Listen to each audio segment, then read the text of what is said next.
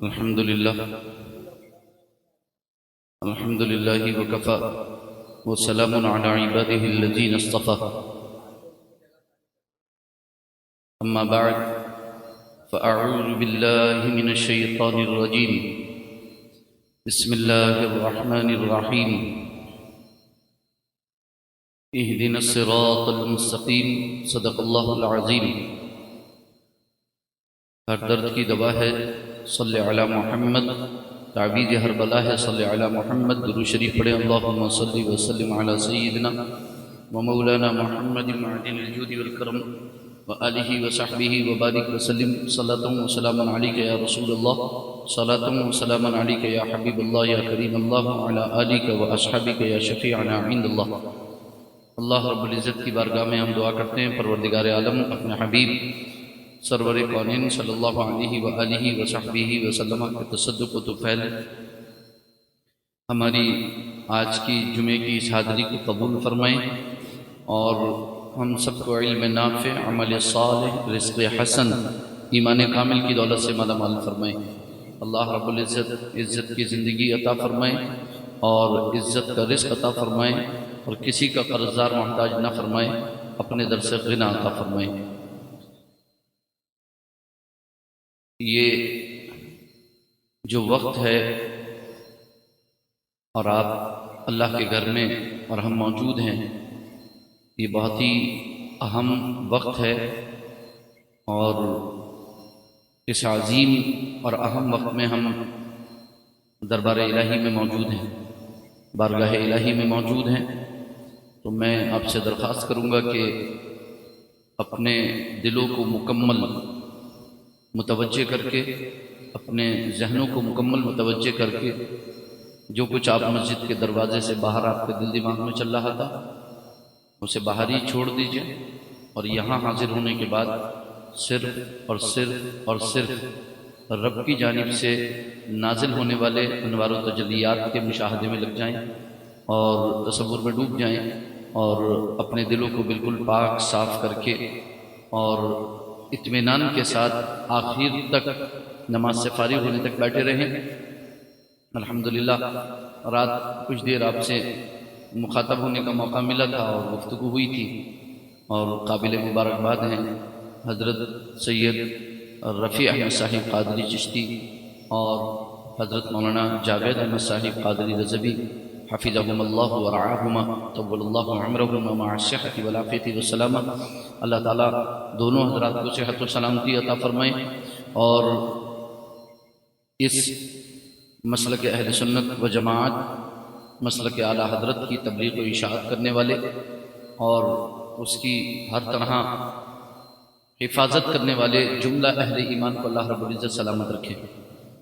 ان قریب انشاءاللہ العزیز شہزادہ حضور ریحان ملت نبیر اعلیٰ حضرت حضرت علامہ مولانا الحاج شاہ مفتی محمد ارسلان رضا خان صاحب حفظہ اللہ ورعاہ تشریف لائیں گے اور انشاءاللہ العزیز حضرت کی ہی اقتداء میں ہم نماز جمعہ ادا کریں گے انشاءاللہ العزیز. میں کچھ دیر آپ کے سامنے گفتگو کروں گا لیکن امید یہ کروں گا کہ آپ بہت ہی ہمتن گوش ہو کر کے میری گفتگو کو سنیں گے اور مکمل توجہ کے ساتھ. آپ کو معلوم ہونا چاہیے کہ آپ کس جگہ پر بیٹھے ہوئے ہیں اور کیوں آئے ہیں، مقصد کیا ہے آپ کے آنے کا.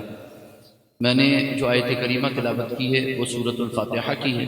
اللہ رب العزت ارشاد فرماتا ہے اہدنا الصراط المستقیم. ہم ترجمہ کرتے ہیں اے پروردگار عالم ہمیں سیدھی راہ چلا، ہمیں سیدھی راہ چلا. یہ صراط مستقیم شریعت محمدیہ کا نام ہے، طریقہ محمدیہ کا نام ہے، سنت محمدیہ کا نام ہے، طریقہ صحابہ کا نام ہے، طریقہ اہل بیت کا نام ہے، طریقہ صالحین کا نام صراط مستقیم ہے. حدیث شریف میں بھی ارشاد ہوا الصراط المستقیم هو سیدنا محمد رسول اللہ صلی اللہ علیہ وسلم وصاحبہ ابو بکر وعمر. کہ صراط مستقیم جناب محمد رسول اللہ صلی اللہ علیہ وسلم اور آپ کے عظیم خلفاء ابو بکر و عمر رضی اللہ تعالیٰ عنہ کا راستہ ہے. تو صراط مستقیم اسی کو قرآن کریم نے ایک جگہ سبیل المؤمنین بھی فرمایا اور ارشاد فرمایا اور نمبر 5 میں وَمَن يُشَاقِقِ الرَّسُولَ مِن بَعْدِ مَا تَبَيَّنَ لَهُ الْهُدَى وَيَتَّبِعْ غَيْرَ سَبِيلِ الْمُؤْمِنِينَ نُوَلِّهِ مَا تَوَلَّى وَنُصْلِهِ جَهَنَّمَ وَسَاءَتْ مَصِيرًا۔ اور جو بھی ہدایت کے واضح ہونے کے بعد اللہ اور اس کے رسول سے مخالفت کرے گا اور مسلمانوں کے راستے سے ہٹ کر چلے گا، مسلمانوں کے راستے سے ہٹ کر کے چلے گا، سبیل المؤمنین سے ہٹ کر کے چلے گا، وہ جہنم کے راستے پر پڑ جائے گا اور اسے جہنم کا راستہ دکھا دیا جائے گا، اسے پھیر دیا جائے گا جہنم کی طرف، اور وہ کیا ہی بدترین ٹھکانہ ہے۔ تو قرآن کہتا ہے کہ سبیل المؤمنین، مؤمنین کے راستے کے علاوہ کسی راستے پر اگر کوئی چلے گا، اور مومنین کا راستہ کون سا ہے؟ صراط مستقیم۔ تو یہ سبیل المؤمنین یہی صراط مستقیم ہے، صراط مستقیم یہی سبیل المؤمنین ہے۔ علامہ امام شافعی علیہ رحمۃ اللہ ارشاد فرماتے ہیں ایک زمانے تک میں قرآن مقدس سے اس بات کی دلیل ڈھونڈتا رہا کہ اجماع حجت ہے، اور قرآن سے مجھے اجماع کی حجت ہونے کی کوئی دلیل مل جائے۔ فرماتے ہیں ایک زمانے کے بعد مجھ پر یہ ظاہر ہوا کہ یہی آیت کریمہ جس میں لکھا ہوا ہے وَيَتَّبِعْ غَيْرَ سَبِيلِ الْمُؤْمِنِينَ، جو مسلمانوں کے راستے کے علاوہ راستے پر چلے گا اسے جہنم کے راستے بڑھا دیا جائے گا۔ فرماتے ہیں یہی اجماع امت کی دلیل ہے۔ تو اجماع امت ہم ہیں اہل سنت و جماعت،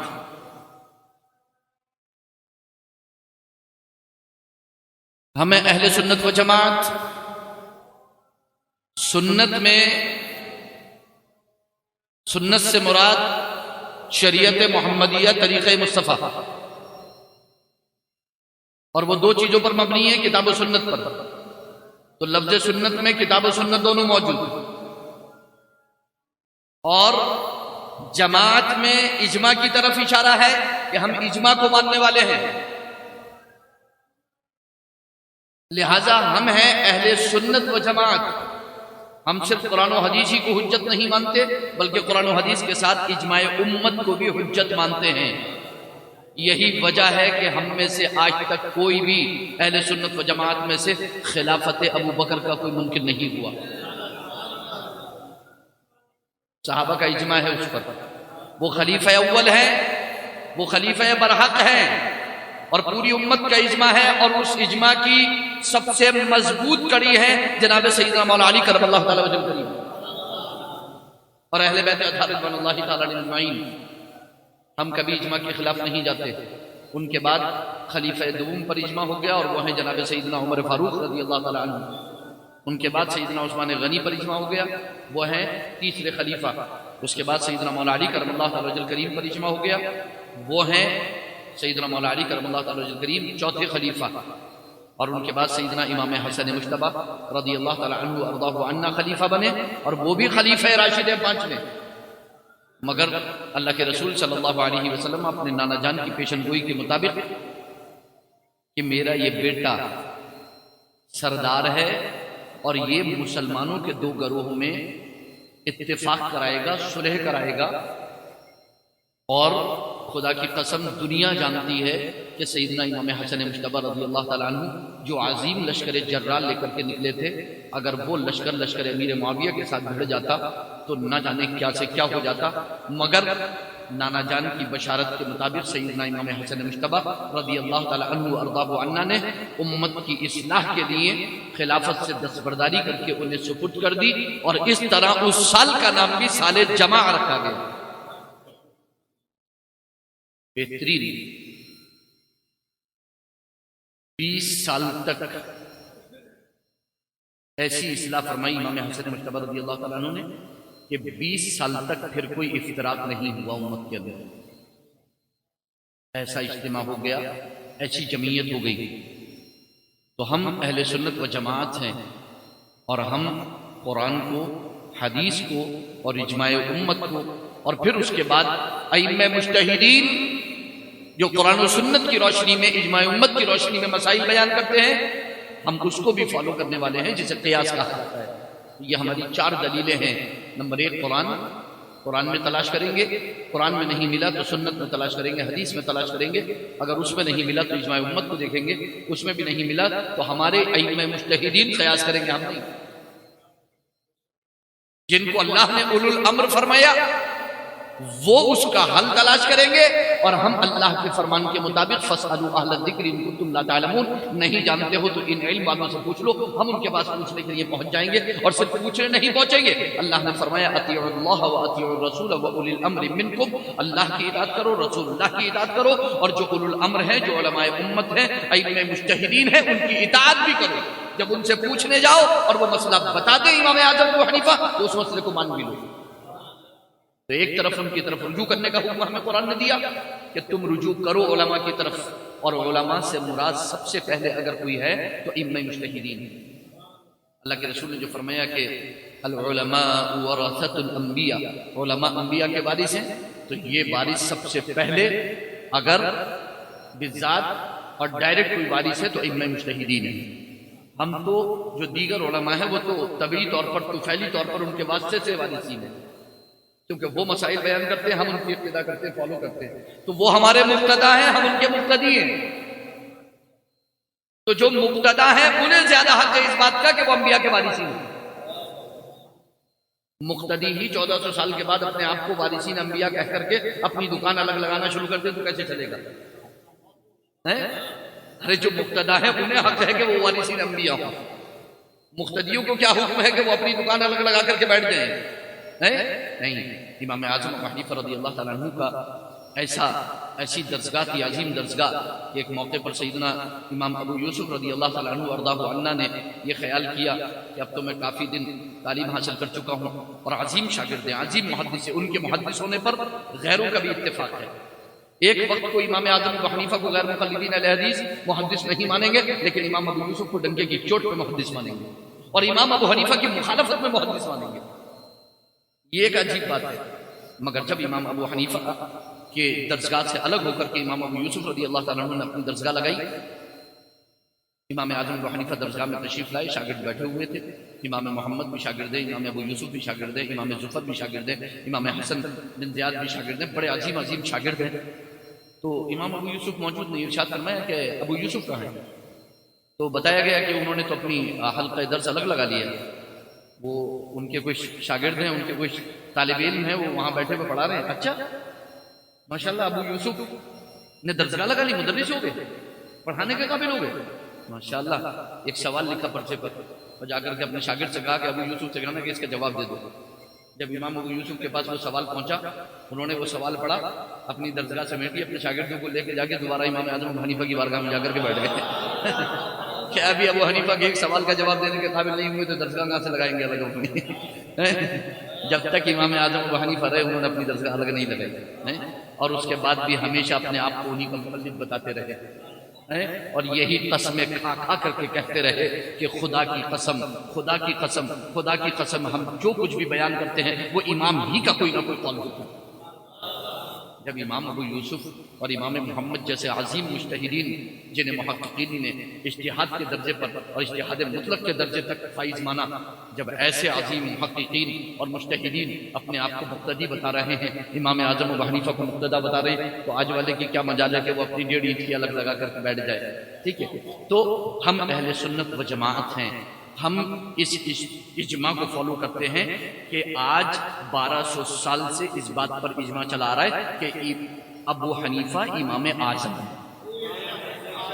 ابو حنیفہ ارے غیر مقلد بھی امام اعظم ہی کہتا ہے، پھر بعد میں عیب نکالتا ہے۔ پہلے امام اعظم کہتا ہے پھر عیب نکالتا ہے، ٹھیک ہے۔ تو ہم امام اعظم ابو حنیفہ، تو ہم اہل سنت و جماعت الحمدللہ۔ اور یہ دن جو ہے نا، یہ جمعہ کا دن ہے۔ یہ دن کیا ہے؟ جمعہ کا دن ہے۔ یہ بھی اجتماع کا دن ہے، یہ بھی جماعت کا دن ہے، یہ بھی عظیم اجتماع کا دن ہے۔ میں تھوڑی سی توجہ چاہوں گا آپ کی۔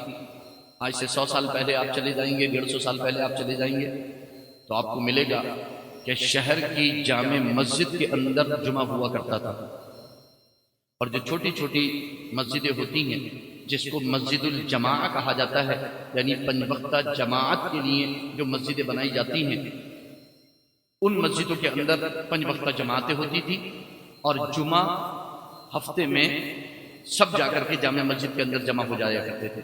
جامع مسجد کہتے ہی اس مسجد کو ہیں جو چھوٹی چھوٹی مسجدوں کی جماعتوں کو اپنے اندر جمع کر لیں، ساری چھوٹی چھوٹی جماعتیں جا کر کے اس کے اندر سما جائیں۔ تو جامع مسجد ہوا کرتی تھی، لوگ اس کے اندر جمعہ ادا کرتے تھے۔ میں کبھی کبھی سوچتا ہوں کہ کاش وہ نظام اگر آج بھی باقی ہوتا تو ایک ہی دن شہر کے 5 لاکھ لوگ ایک ساتھ جمع ہوتے،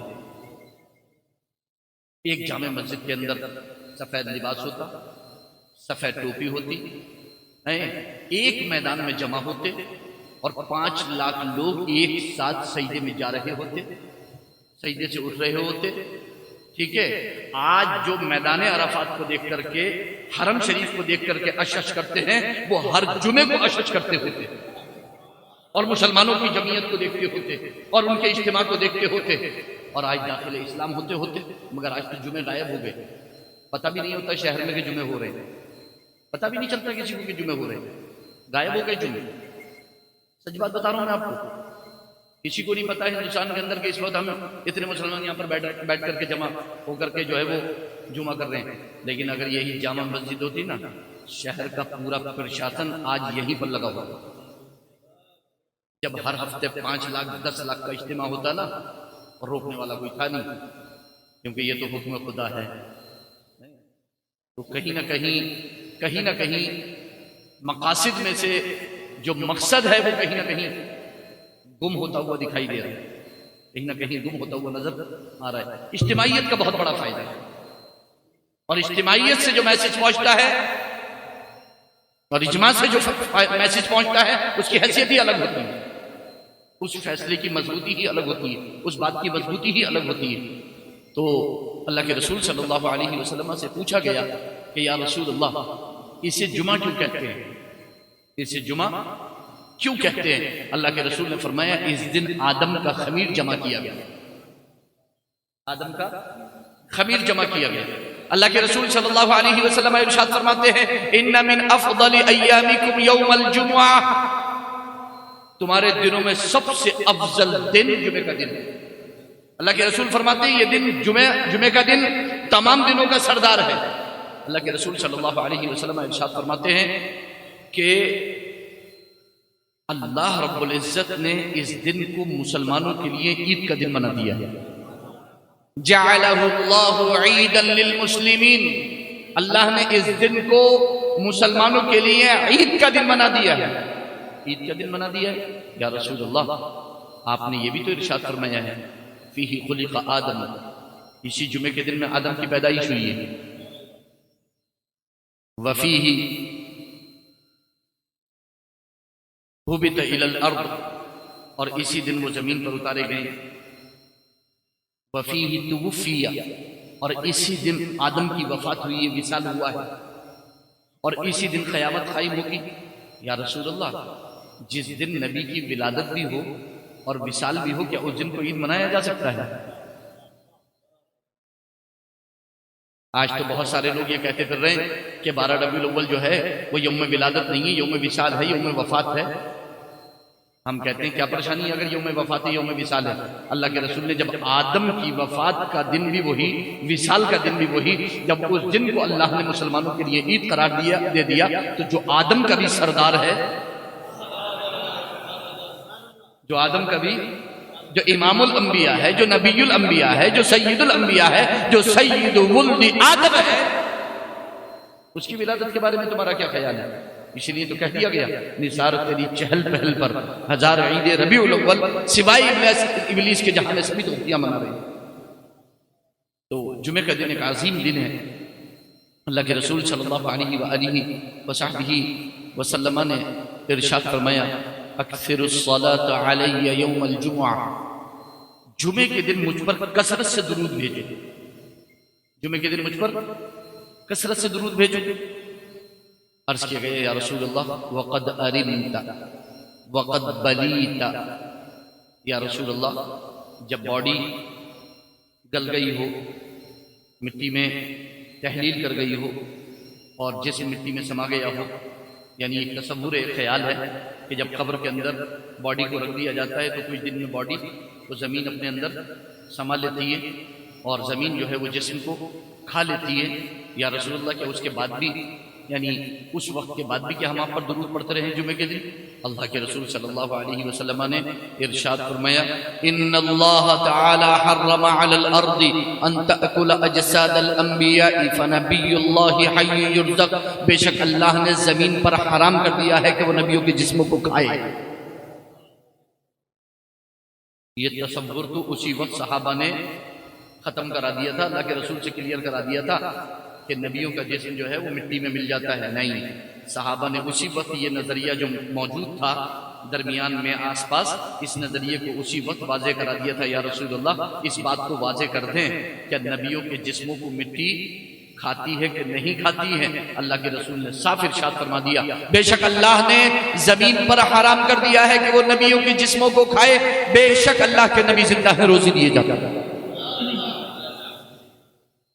بے شک اللہ کے نبی زندہ ہے، روزی دیے جاتے ہیں۔ اور اللہ کے رسول صلی اللہ علیہ وسلم نے ایک حدیث میں یوں ارشاد فرمایا، 50 سے زیادہ حفاظ حدیث اور ناقدین حدیث نے اس حدیث کو ذکر کر کے اور اس کی تصحیح کی ہے۔ اللہ کے رسول ارشاد فرماتے ہیں، الانبیاء احیاء فی قبورہم یصلون، انبیاء اپنی قبروں میں زندہ ہیں، نمازیں پڑھتے ہیں۔ یہ تو خبریں ہیں، زبان رسالت سے نکلی ہوئی خبریں ہیں کہ انبیاء زندہ ہے، اپنی قبروں میں نماز پڑھتے ہیں، یہ علم ہے، یہ خبر ہے۔ مگر اللہ کے رسول صلی اللہ علیہ وسلم تو اس سے بھی آگے کی بات ارشاد فرماتے ہیں، جب شب معراج میں موسیٰ کی قبر سے گزرا، رأیتہ قائما یصلی فی قبرہ، میں نے اپنی آنکھ سے موسیٰ کو قبر میں کھڑے ہو کر نماز پڑھتے ہوئے دیکھا۔ بات علم سے نکل کر کے مشاہدے تک چلی گئی کہ میں نے دیکھا ہے کہ انبیاء اپنی قبروں میں، اور اس بات کا کون انکار کر سکتا ہے کہ شب اسرا یا شب اسرا، شب معراج، اللہ کے رسول صلی اللہ علیہ وسلم نے مسجد اقصی میں امامت فرمائی اور انبیاء مقتدی بنے اور امام الانبیاء قرار پائے جناب محمد رسول اللہ صلی اللہ علیہ وسلم۔ اللہ کے رسول نے فرمایا، مجھ پر کثرت سے درود پڑھو۔ جمعے کے دن پوچھ لیا گیا، یا رسول اللہ کہ آپ کے وصال کے بعد بھی؟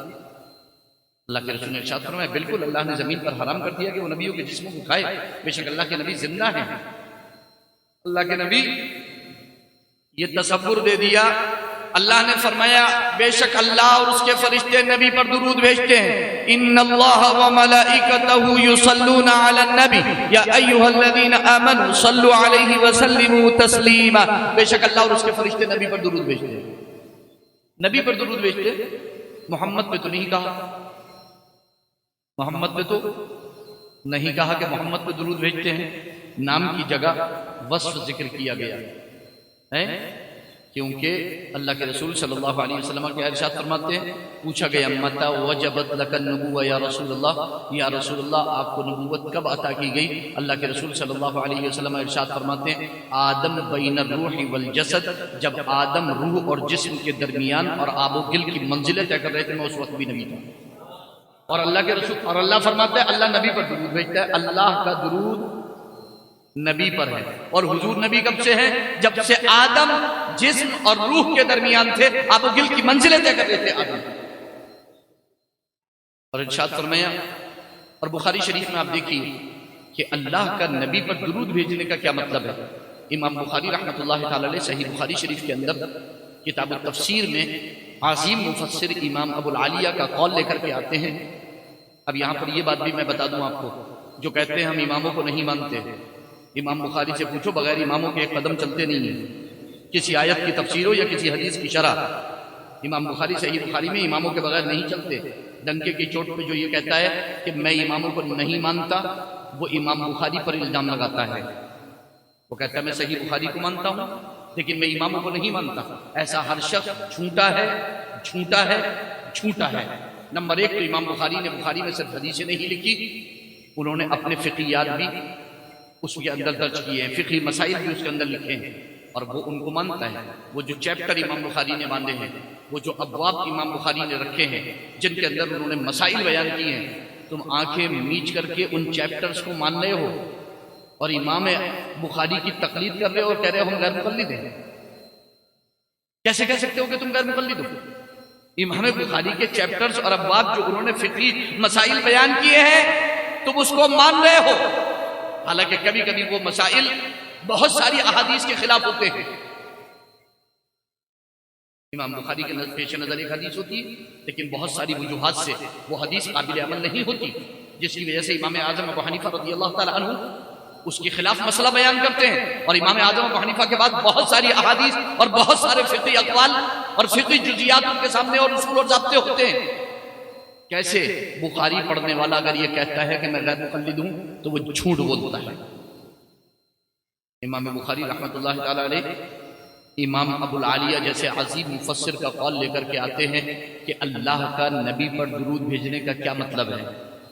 فرماتے ہیں امام ابو العالیہ نے فرمایا ثناء اللہ تعالی علیہ عند الملائکہ، اللہ کا فرشتوں کی محفل میں اپنے حبیب کی تعریف فرمانا یہ ہے درود بھیجنا. تو اللہ فرشتوں کی محفل میں اپنے حبیب کی تعریف فرمائے اور ہے کیا تعریف فرماتا ہے. آج پڑھو گے تو بھی تعریف فرماتا ہے، ایک لمحے کے بعد پڑھو گے تو بھی یہی کہو گے تعریف فرماتا ہے. یہ نہیں کہہ سکتے کہ تعریف فرماتا تھا یا فرمائی تھی. فرماتا ہے، جو پڑھے گا وہ یہی پڑھے گا فرماتا ہے. ایک لمحے کے لیے یہ کہہ کر کے دکھا دو کہ فرماتا تھا یا فرمائی تھی، یہی کہو گے قیامت تک فرماتا ہے فرماتا ہے فرماتا ہے. فرشتے تعریف کرتے ہیں تعریف کرتے ہیں تعریف کرتے ہیں اور تعریف کرتے رہیں گے.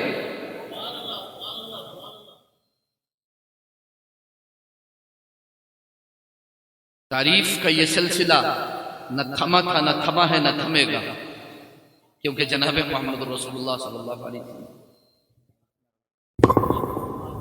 نعرہ تکبیر، نعرہ رسالت، نبی رائے اعلیٰ حضرت مظہر حجت الاسلام خلیفہ حضور دار الشریعہ حضرت علامہ مفتی الشاہ ارسلان رضا خان قادری صاحب قبلہ، مفتی ارسلان صاحب قبلہ. نعرہ تکبیر، فیضان سرکار مفتی اعظم ہند، فیضان حضور حجت الاسلام، فیضان اعلیٰ حضرت سید فیضان میاں صاحب قبلہ، سید فیضان میاں صاحب قبلہ، جانشین محدث اعظم رامپور سید فیضان صاحب قبلہ، مفتی ارسلان صاحب قبلہ. نعرہ تکبیر.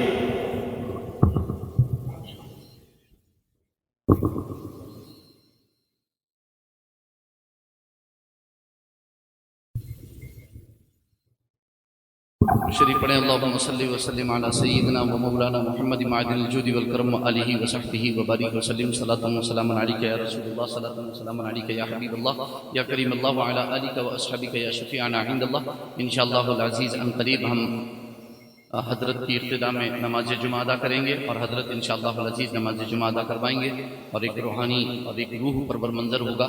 میں گزارش کروں گا آپ سے کہ اللہ کے رسول صلی اللہ علیہ وسلم نے جو ارشاد فرمایا ہے کہ جمعے کے دن میں ایک ایسی ساعت ہے، ایک ایسی گھڑی ہے کہ جس میں بندہ مومن اللہ سے جو بھی جائز حاجت طلب کرے اور جائز دعا کرے اللہ رب العزت اسے ضرور ضرور قبول فرماتا ہے. اللہ تعالیٰ اسے ضرور ضرور قبول فرماتا ہے. حدیث پاک کے مطابق وہ ساعت وہ گھڑی امام کے خطبے کے لیے ممبر پر بیٹھنے سے لے کر کے اور فارغ ہونے تک بھی ہے، نماز سے فارغ ہونے تک. اور ایک روایت کے مطابق عصر کے بعد غروب آفتاب تک بھی وہ ساعت وہ گھڑی موجود ہے. امام اہل سنت امام عشق و محبت اعلیٰ حضرت فاضل بریلوی علیہ رحمہ نے احسن البیاع کے اندر ان دونوں حدیثوں کے درمیان بڑی عمدہ تطبیق فرمائی ہے. تو میری آپ سے گزارش یہ ہے کہ آپ جو ہے وہ اپنی جملہ جائز حاجات اور ضرورتیں جو بھی ہیں اپنے دل میں رکھیے، اللہ جانتا ہے ان کو، اور اس امید کے ساتھ یہاں بیٹھیے کہ وہ ساعت آج آپ کو ضرور انشاءاللہ العزیز نصیب ہوگی. اور ایسے جید اور باعمل متقی اور پرہیزگار علماء کی جب اقتداء میں آپ رہیں گے اور ایسے متقی اور پرہیزگار جید عالم دین اور شہزادہ اعلیٰ حضرت نبیر اعلیٰ حضرت کی اقتداء میں انشاءاللہ جب آپ نماز ادا کریں گے تو اس امید کے ساتھ رہیے کہ انشاءاللہ العزیز آج وہ ساعت سعید ضرور مل کر رہے گی. اور وہ سعادت سعید آپ کو حاصل ہوگی انشاءاللہ العزیز. برکتیں بھی ہوتی ہیں، ٹھیک ہے، ہاں، تو برکتوں سے انشاءاللہ وہ سعادت سعید حاصل ہوگی اور اللہ تعالیٰ ہمیں ضرور وہ سعادت عطا فرمائے گا. تو میں آپ سے عرض کر رہا تھا کہ اللہ کے رسول صلی اللہ علیہ وآلہ وصحبہ وسلم نے ارشاد فرمایا کہ جمعے کے دن مجھ پر کثرت سے درود و سلام پیش کرو. عرض کیا گیا یا رسول اللہ، وصال کے بعد اللہ کے رسول نے ارشاد فرمایا بے شک اللہ نے زمین پر حرام کر دیا ہے کہ وہ نبیوں کے جسموں کو کھائے. بے شک اللہ کے نبی زندہ ہیں، روزی دیے جاتے ہیں. ان اللہ حرم علی الارض ان تأکل اجساد الانبیاء فنبی اللہ حی یرزق. اور اللہ کے رسول نے ایک اور حدیث میں ارشاد فرمایا الانبیاء احیاء فی قبورہم یصلون. بے شک اللہ کے نبی زندہ ہیں، اپنی قبروں میں نماز ادا فرماتے ہیں. اسی لیے تو امام عشق و محبت امام اہل سنت اعلیٰ حضرت فاضل بریلوی علیہ رحمہ نے کیا ہی خوب مناجات لکھی ہے. یا الہی ہر جگہ تیری عطا کا ساتھ ہو، جب پڑے مشکل شہ مشکل کشا کا ساتھ ہو. یا الہی بھول جائیں نزع کی تکلیف کو، شادی دیدار حسن مصطفیٰ کا ساتھ ہو. یا الہی کورے تیرا کی جبائے سخت رات ان کے پیارے منہ کی صبح جافزہ کا ساتھ ہو. یا الہی جب سر شمشیر پر چلنا پڑے رب سلم کہنے والے غمزدہ کا ساتھ ہو. تو امام عشق و محبت امام اہل سنت اعلیٰ حضرت فاضل بریلوی علیہ رحمہ کی جو مناجات ہے نا، میں یہاں پر آپ سے گزارش کروں گا کہ اس مناجات کو کسی دن آپ سکون سے پڑھیں بیٹھ کر کے، اور بیٹھنے کے بعد یہ دیکھیں کہ امام عشق و محبت امام اہل سنت اعلیٰ حضرت فاضل بریلوی علیہ رحمہ نے کن اہم مقامات کا ذکر کیا ہے جہاں پر وہ نبی سے اپنے تعلق کا واسطہ اور وسیلہ بارگاہ الہی میں پیش کر رہے ہیں. کوئی اہم لمحہ، کوئی اہم وقت ایسا نہیں ہے جس میں امام اہل سنت نے ایک لمحے کے لیے بھی جناب محمد رسول اللہ صلی اللہ علیہ وسلم کی شفاعت، واسطے اور وسیلے کو بلایا ہو. کبھی نہیں. آپ ہر جو بھی سخت، یعنی انسان کی زندگی میں سب سے سخت ترین جو مرحلے ہیں، ان سخت ترین مرحلوں میں اگر کسی کو یاد کیا ہے امام عشق و محبت امام اہل سنت اعلیٰ حضرت فاضل بریلوی علیہ رحمہ نے، تو اللہ کے رسول صلی اللہ علیہ وسلم کو یاد کریں. اور کیوں نہ یاد کریں کہ سب سے بڑے دن میں جب قیامت کا منظر ہوگا، میدان محشر ہوگا اور سارے لوگ نفسی نفسی کے عالم میں ہوں گے، اور اس وقت سب استغاثہ کرتے ہوں گے، اور اس وقت سب جو ہے وہ اپنے شافع کو ڈھونڈتے ہوں گے، مشفع کو ڈھونڈتے ہوں گے، اپنے سفارش کو ڈھونڈتے ہوں گے. سارے امتی اپنے اپنے نبیوں کے پاس جائیں گے. حضرت آدم تا عیسیٰ علی نبینا وعلیہم الصلاۃ والتسلیمات جب سارے نبیوں کے پاس جائیں گے، ہر نبی سے ان کے مقام پر ملیں گے، گزارش کریں گے اے آدم آپ صفی اللہ ہیں، اے نوح آپ نجی اللہ ہیں، اے ابراہیم آپ خلیل اللہ ہیں، اے اسماعیل آپ ذبیح اللہ ہیں، اے موسیٰ آپ کلیم اللہ ہیں، اے عیسیٰ آپ روح اللہ ہیں، آپ ہماری شفاعت کیجئے، آپ ہماری سفارش کیجئے. سب آج جو لوگ یہ کہتے ہیں کہ استغاثہ شرک ہے، استغاثہ، وہ بخاری شریف کی حدیث اٹھا کر کے دیکھیں. بخاری شریف کی حدیث کہتی ہے استغاثوا بآدم ثم بموسیٰ ثم بمحمد. سب استغاثہ کریں گے، کبھی آدم سے، کبھی موسیٰ سے، کبھی عیسیٰ سے، کبھی ابراہیم سے، کبھی اسماعیل سے، کبھی نوح سے. سب سے استغاثہ کریں گے. آخر میں آ کر کے وہ استغاثہ کریں گے جناب محمد الرسول اللہ صلی اللہ علیہ وسلم سے، اور ایک ہی بات کہیں گے اغثنا یا رسول اللہ، اغثنا یا رسول اللہ، اغثنی یا رسول اللہ. اللہ کے رسول صلی اللہ علیہ وسلم بھی اس وقت یہ نہیں فرمائیں گے جاؤ یہاں سے اللہ کی بارگاہ میں جاؤ، آج کوئی کام نہیں آنے والا، کوئی وسیلہ نہیں، کوئی شافع نہیں، کوئی مشفع نہیں، کوئی دوست نہیں، کوئی تمہارے کام آنے والا نہیں. ایسا نہیں فرمائیں گے اللہ کے رسول صلی اللہ علیہ وسلم، بلکہ اللہ کے رسول صلی اللہ علیہ وسلم شفاعت بالمحبت بھی فرمائیں گے اور شفاعت بالوجاہت بھی فرمائیں گے. اور اللہ کے رسول صلی اللہ علیہ وسلم اپنا دامن شفاعت پھیلا کر کے ارشاد فرمائیں گے انا لہا انا لہا انا لہا. آ جاؤ میرے دامن شفاعت میں، آ جاؤ میرے دامن شفاعت میں. جس کی منظر کشائی کرتے ہوئے علامہ حسن رضا خان بریلوی علیہ رحمۃ الرضوان نے کیا ہی پیارے انداز میں ارشاد فرمایا ہے. کہیں گے اور نبی اذهبوا الی غیری، میرے حضور کے لب پر انا لہا ہوگا. عزیز بچے کو جس طرح ماں تلاش کرے، خدا گواہ یہی حال آپ کا ہوگا. کوئی کہے گا دہائی ہے یا رسول اللہ، تو کوئی تھام کے دامن مچل گیا ہوگا. کسی کو لے کے چلیں گے فرشتے سوئے جحیم، وہ ان کا راستہ پھر پھر کے دیکھتا ہوگا، وہ ان کا راستہ پھر پھر کے دیکھتا ہوگا. اگر بخاری شریف کی سب سے بڑی کوئی حدیث ہے، عظیم کوئی حدیث ہے، بڑی کوئی حدیث ہے، تو آپ دیکھیں گے کہ وہ حدیث شفاعت ہے۔ بخاری شریف کے قدیم نسخے میں تقریباً 1.5 سے پونے 2 صفحے پر محیط ہے وہ حدیث، مشتمل ہے وہ حدیث، اتنی بڑی حدیث ہے، مگر قربان جائیے کہ کہاں آدم سے امتیں چلیں گی، اور آدم، نوح، ابراہیم، اسماعیل، موسیٰ، عیسیٰ اور حضور صلی اللہ علیہ وسلم تک پہنچیں گی، اور 1.5 پونے 2 صفحے کی حدیث کو بخاری شریف کی قربان جائیے امام عشق و محبت، امام اہل سنت، مجدد دین و ملت، الشاہ امام احمد رضا خان فاضل بریلوی علیہ الرحمۃ والرضوان، ایسا عاشق مصطفیٰ جس نے ایک شعر میں پوری 1.5 صفحے کی حدیث کو پرو دیا۔ وہ کہتے ہیں خلیل و نجی مسیح و صفی سبھی سے کہیں بھی بری، خلیل و نجی مسیح و صفی سبھی سے کہیں بھی بری، یہ بے خبری کہ خلق پھری کہاں سے کہاں تمہارے لیے، یہ بے خبری کہ خلق پھری کہاں سے کہاں تمہارے لیے۔ اب دیکھیے امام عشق و محبت، امام اہل سنت کا عشق دیکھیے کہ وہ رخصت ہو رہے ہیں تو یہ کہتے ہوئے لحد میں عشق رخ شہ کا داغ لے کے چلے، اندھیری رات سنی تھی چراغ لے کے چلے۔ امام عشق و محبت، امام اہل سنت اعلیٰ حضرت فاضل بریلوی علیہ رحمہ کا انداز ہی نرالا ہے۔ عوام اہل سنت تو صرف حدائق بخشش پڑھ لیں خدا کی قسم تو ان کے دلوں میں سلطنت مصطفیٰ کا سکہ قائم ہو جائے۔ امام اہل سنت اعلیٰ حضرت فاضل بریلوی علیہ رحمہ نے نظم اور نثر دونوں میں کلام کیا ہے۔ آپ دیکھیں گے امام اہل سنت اعلیٰ حضرت عظیم البرکت فاضل بریلوی علیہ الرحمہ نے اس وقت قلم اٹھایا ہے کہ جس وقت دلوں سے سلطنت مصطفیٰ کے سکے کو نکال کر کھرچ کر کھوٹا کر کے پھینکنے کی کوشش کی جا رہی تھی، اس وقت میں سلطنت مصطفیٰ کے ہمارے دلوں میں قیام کے لیے امام اہل سنت اعلیٰ حضرت فاضل بریلوی علیہ الرحمہ نے فتح ورزی اور ہدایت بخشش لکھی۔ اگر اس جہت سے آپ پڑھیں گے، اس نیت سے آپ پڑھیں گے فتح ورزی شریف اور ہدایت بخشش کو، تو آپ کے دلوں میں بھی سلطنت مصطفیٰ قائم رہے گی۔ الحمدللہ۔ تو اللہ رب العزت ہمیں اسے سمجھنے کی توفیق عطا فرمائے۔ اللہ کے رسول صلی اللہ علیہ وسلم نے فرمایا مجھ پر کثرت سے درود پڑھو،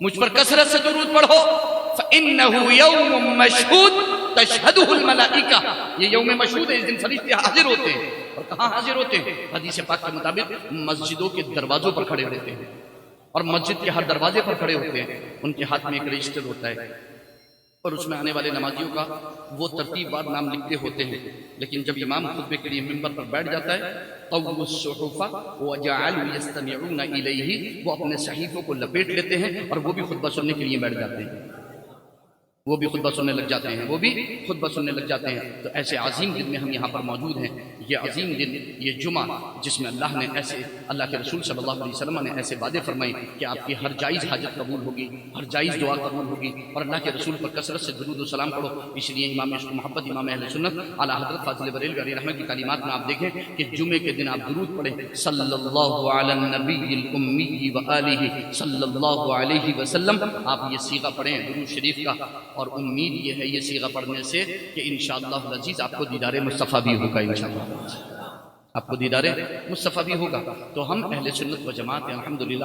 میں نے سورہ فاتحہ کی تلاوت کی تھی، آیت کریمہ کا ایک حصہ پڑھا تھا، اہدنا الصراط المستقیم، تو ہمیں سیدھی راہ پر چلا، صراط مستقیم پر چلا، اور میں نے آپ کو بتایا کہ صراط مستقیم شریعت محمدیہ کا نام ہے، طریقہ محمدیہ کا نام ہے، سنت محمدیہ کا نام ہے، طریقہ صحابہ کا نام ہے، طریقہ اہل بیت کا نام ہے، طریقہ صالحین کا نام ہے، اور یہ جو صراط مستقیم پہ ہے ہمیں اسی پر گامزن رہنا ہے۔ میں زیادہ لمبی گفتگو بھی نہیں کر سکتا، وقت بھی ہو گیا، ایک بات کی طرف اشارہ کر کے اپنی گفتگو کو ختم کرتا ہوں۔ صراط مستقیم میں نے کہا اسی کا نام سبیل المؤمنین بھی قرآن کے حوالے سے ملا ہے، جس سے اجماع امت نکل کر کے آیا ہے، اجماع امت بھی صراط مستقیم ہے۔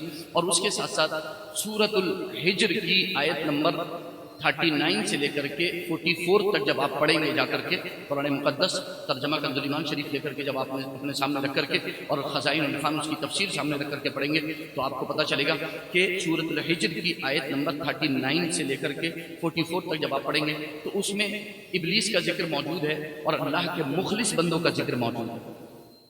ابلیس کہتا ہے قال رب بما اغویتنی لَأُزَيِّنَنَّ لَهُمْ فِي الْأَرْضِ وَلَأُغْوِيَنَّهُمْ أَجْمَعِينَ، مجھے قسم ہے اس بات کی کہ مجھے گمراہ کیا گیا، مجھے مردود بارگاہ قرار دے دیا گیا، مجھے جنت سے نکال دیا گیا، مجھے مردود بارگاہ قرار دے دیا گیا، مجھے اس بات کی قسم ہے کہ میں تیرے بندوں کے لیے زمین میں گناہوں کو مزین کر کے رہوں گا اور میں انہیں ضرور ضرور گمراہ کروں گا۔ اتنا بڑا اتنا بڑا دعویٰ اس کا، لیکن خود ہی اپنے دعوے سے فوراً اترتا ہے الا عبادک منہم المخلصین، لیکن جو تیرے مخلص بندے ہیں ان پر میرا کوئی زور نہیں چلے گا. تیرے جو مخلص بندے ہیں، جو تیرے مخلص جنہیں اخلاص کی دولت عطا کر دی گئی ہے، ان پر میرا کوئی زور نہیں چلے گا. قرآن میں رب کیا فرماتا ہے؟ قال ھذا صراط علی مستقیم، یہی تو میرے طرف آنے والا سیدھا راستہ ہے. امام عشق و محبت امام اہل سنت اعلی حضرت فاضل بریلوی علیہ رحمہ کیا ارشاد فرماتے ہیں؟ یہ سیدھی سڑک شہر شفاعت نگر کی ہے. یہ سیدھی سڑک شہر شفاعت نگر کی. اللہ فرماتا ہے یہ سیدھا راستہ میری طرف، یہی تو میری طرف آنے والا سیدھا راستہ ہے. کس چیز کو اللہ نے سیدھا راستہ فرمایا؟ کس چیز کو اللہ نے صراط مستقیم فرمایا؟ دولت اخلاص کو اللہ نے صراط مستقیم فرمایا. تو صراط مستقیم نام ہے اخلاص کا. امام ربانی مجدد الفسانی شیخ احمد فاروقی نقشبندی سرہندی علیہ الرحمۃ والرضوان ارشاد فرماتے ہیں 10 سال کی عبادت اور ریاضت اور مجاہدے کے بعد میں اس نتیجے پر پہنچا کہ اخلاص کا نام ہی طریقت ہے. اخلاص کا نام ہی طریقت ہے. ہم اپنے علماء ربانیین کے کلام کی روشنی میں کہتے ہیں، خدا را آپ کان کھول کر کے سنیے کہ اخلاص کا نام ہی صراط مستقیم ہے. تصوف کوئی الفاظ میں ڈھالنے والی چیز نہیں ہے، اس کا قال سے تعلق نہیں ہے، اس کا حال سے تعلق ہے. آپ کا عقیدہ، عقیدے میں اخلاص، عمل میں اخلاص، اخلاق میں اخلاص، آپ کے رزق حاصل کرنے میں، رزق تناول کرنے میں اخلاص. جب آپ اچھا عقیدہ، اچھا عمل، اچھا اخلاق، اچھا رزق، اچھی صحت، اچھی صحبت حاصل کریں گے اور اخلاص کے ساتھ حاصل کریں گے تو آپ قابل ایمان ہو جائیں گے. اور اسی کا نام صراط المستقیم ہے. تو قرآن کہتا ہے اہدنا الصراط المستقیم، ہم ترجمہ کرتے ہیں اے ہمارے رب تو ہمیں سیدھی راہ چلا، تو ہمیں اخلاص کی دولت سے مالا مال فرما. تو ہم ہر روز یہ دعا کرتے ہیں اے اللہ ہمیں شریعت پر چلتے ہوئے طریقت پہ گامزن ہونے کی توفیق عطا فرما اور ہمیں خلوص الہیت عطا فرما، رضا الہی عطا فرما. اللہ رب العزت سے آپ جب دعا کرتے ہیں تو یہ کرتے ہیں، پوچھا جائے گا کہ کیا ہے صراط مستقیم، آپ فوراً کہہ دیں گے صراط مستقیم کیا ہے؟ انبیاء، صدیقین، شہداء، صالحین کا راستہ ہے. صرف اتنی سی طلب ہے تیری کہ صراط مستقیم پر چلایا جائے؟ نہیں، ایک طلب اور بھی ہے، غیر المغضوب علیہم ولا الضالین، جو جن پر غضب ہوا، جو بہک گئے، بھٹک گئے، گمراہ ہو گئے، بدعقیدہ ہو گئے، ان سے بچا کر کے رکھنا. فجر میں یہی دعا، ظہر میں یہی دعا، عصر میں یہی دعا، مغرب میں یہی دعا، عشاء میں یہی دعا، ہر نماز میں یہی دعا کی کہ اچھوں کی صحبت عطا فرما، بروں سے بچا کر کے رکھ. یہی دعا کرتے رہے. جب 5 وقتہ نماز میں یہ دعا کر دی تو آخر میں وطر ادا کرتے وقت اعلان بھی کر دیا وَنَخْلَعُ وَنَتْرُكُ مَنْ يَفْجُرُ، اے پروردگار عالم جو تیرے اور تیرے رسول کی بارگاہ کے گستاخ و مجرم ہیں، گناہ گار ہیں، ہم انہیں چھوڑنے کا اعلان کرتے ہیں. خود ہی تو اعلان کرتے ہو کہ ہم چھوڑتے ہیں مجرموں کو، مخالفوں کو، اور پھر خود ہی اگر ان کے ساتھ کھڑے ہو جاؤ گے تو خود اپنی ہی تو مخالفت کرو گے. یہ علماء کی باتیں تھوڑی ہیں، یہ تو خود آپ ہر وقت نماز میں یہ دعا بھی کرتے ہو اور یہ اعلان بھی کرتے ہو. تو اللہ تعالیٰ مجھے بھی اس کی توفیق عطا فرمائے، آپ کو بھی اس کی توفیق عطا فرمائے، دارین کی سعادت و برکتوں سے مالا مال فرمائے. علامہ ہدایت رسول اللہ پوری کے اشعار پر اپنی بات کو ختم کروں گا. وہ کہتے ہیں تمہارا ذکر میرا دین و ایمان یا رسول اللہ، تمہارا مصحف رخ میرا قرآن یا رسول اللہ. منافق کے کلیجے پر ہزاروں تیر چلتے ہیں، کہیں کہتا ہے جب سنی مسلمان یا رسول اللہ، اور تمہارے دشمنوں کا سر کچلنے کو رہے باقی غلامان شہر احمد رضا کا یا رسول اللہ. آمین ثم آمین. استغفر اللہ ربی من کل ذنب واتوب الیہ، وآخر دعوانا الحمد للہ رب العالمین. السلام علیکم.